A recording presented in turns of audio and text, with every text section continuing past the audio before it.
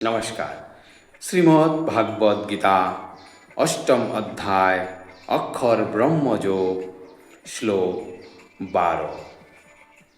সর্বোদ্দারাণি সংযম্য মনঃ হৃদি নিরুদ্ধচ্চ বুদ্ধিয়াধ্যান্ন আত্মন প্রাণম আস্থিত যোগাধারণা। সর্বদ্বারাণি অর্থাৎ শরীরের সব কয়টি দ্বার, সংযম্য অর্থাৎ সংযত করে, মন অর্থাৎ মনকে, হৃদি অর্থাৎ হৃদয়ে, নিরুদ্ধ অর্থাৎ নিরোধ করে, চ অর্থাৎ ও, মধ্যে অর্থাৎ মস্তকের ভাগে, আধায় অর্থাৎ স্থাপন করে, আত্মন অর্থাৎ আত্মার, প্রাণম অর্থাৎ প্রাণবায়ুকে, আস্থিত অর্থাৎ স্থিত, যোগ ধারণা অর্থাৎ যোগ ধারণা।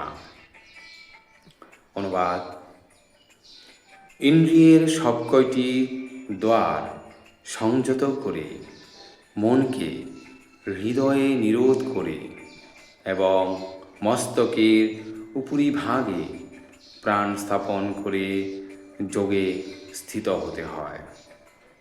তাৎপর্য: এখানে পরামর্শ দেওয়া হয়েছে যে যোগাভ্যাস করার জন্য সর্বপ্রথমে ইন্দ্রিয় তৃপ্তির সব কয়টি দ্বার বন্ধ করতে হবে। এই অভ্যাসকে বলা হয় প্রত্যাহার, অর্থাৎ ইন্দ্রিয়ের বিষয় থেকে ইন্দ্রিয়গুলিকে সংবরণ করা। চক্ষু, কর্ণ, নাসিকা, জিহ্বা ও ত্বক এই জ্ঞানেন্দ্রিয়গুলিকে সম্পূর্ণভাবে সংযত করে ইন্দ্রিয় সুখ ভোগ করার বাসনা দমন করতে হয়।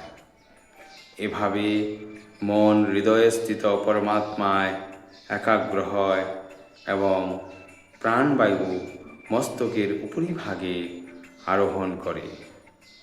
ষষ্ঠ অধ্যায়ে এই পদ্ধতির বিশদ বর্ণনা করা হয়েছে, কিন্তু পূর্বেই বলা হয়েছে যে এই যুগে এই প্রকার যোগের অভ্যাস করা বাস্তবসম্মত নয়। এই যুগের সর্বোত্তম সাধনা হচ্ছে কৃষ্ণ ভাবনা। ভক্তি সহকারে যিনি তার মনকে নিরন্তর শ্রীকৃষ্ণের ধ্যানে মগ্ন রাখতে পারেন, তার পক্ষে অবিচলিতভাবে অপ্রাকৃত সমাধিতে স্থিত হওয়া অত্যন্ত সহজ। ধন্যবাদ।